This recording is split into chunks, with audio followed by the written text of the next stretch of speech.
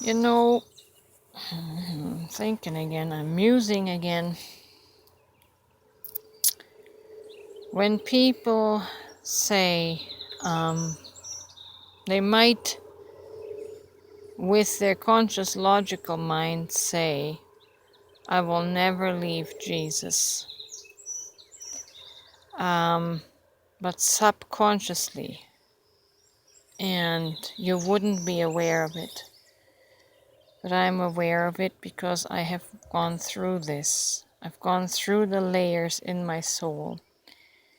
And I have this awareness. I have the subconscious awareness. And you may be thoroughly in denial. But when we say, I'll never leave Jesus,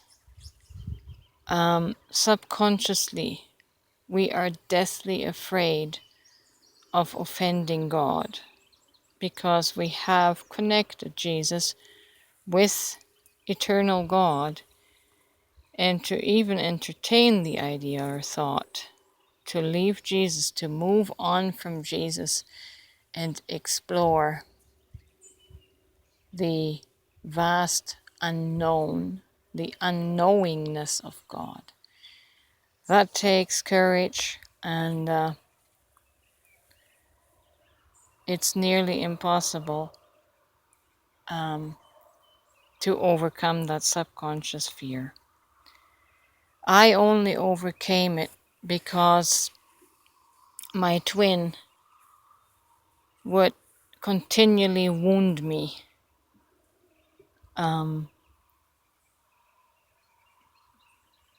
in reference to Jesus. And I sustained wounding after wounding and invalidation and rejection because of Jesus until I finally had enough. And internally I broke open and just said, to hell with Jesus. There's got to be something wrong here. And I thank my twin actually for being the quote unquote villain. It's not anything malicious, but it's been contracted that way since we're twin souls. She was contracted to me. We're contracted to each other, and it was our mission to set me free and to eventually set her free. But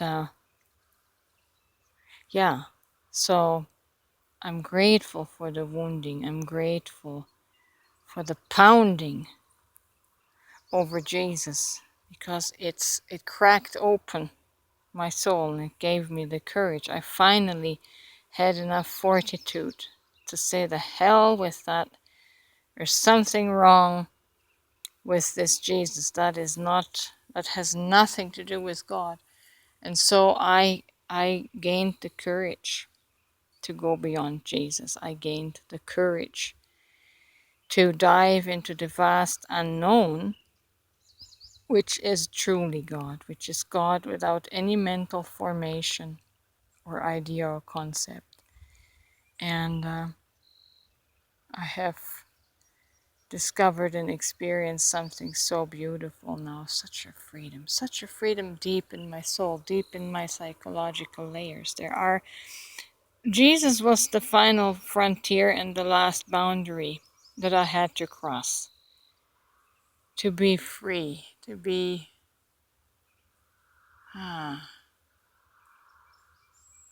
unencumbered and unburdened by any form of restriction or restraint.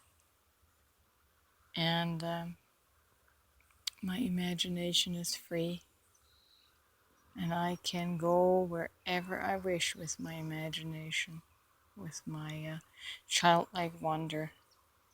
And yeah, so back to my initial thought.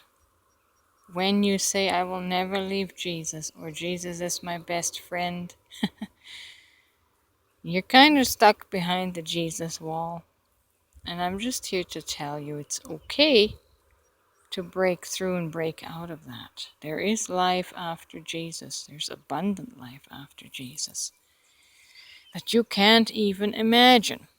But in your subconscious mind, you are afraid. There is that undefinable subconscious, unconscious fear that were you to put Jesus aside, you're going to offend the Almighty God. And oh my God, what happens if you leave God, right? You think your life ends. No, your life doesn't end.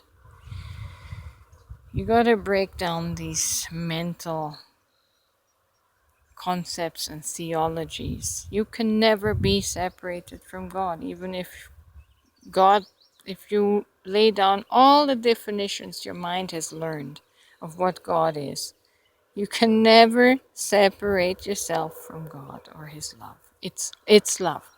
No pronouns, no he, she, it. It's undefinable, unknowable, and yet this love is so, you can't miss it. You can't miss it. So again, I encourage you to be bold, to make that step there and see what happens if you were to put aside Jesus. I think you'll be wonderfully surprised. By the way, heaven cannot be offended, God cannot be offended, and Jesus cannot be offended. Offense is a thing of our natural carnal mind, and yeah, get beyond the mind. Get beyond the mind. Find freedom. It's not so much freedom from Jesus, but it's freedom from all your fears. All your fears in your sub-layers of your soul. The things that stop you from progressing in life, right? Put aside all the things that are stopping you from living, from life. Freedom from your fears. Not from these ideas, but we have to put aside the ideas to find the freedom from our fear. Okay?